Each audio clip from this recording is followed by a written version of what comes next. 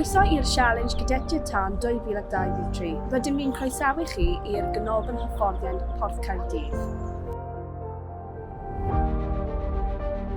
Mae'r cystadleuaeth heddiw yn rhoi cyfle i Gadetiaid Tân gystadu yn erbyn ei gilydd mewn amgylchedd reoledig.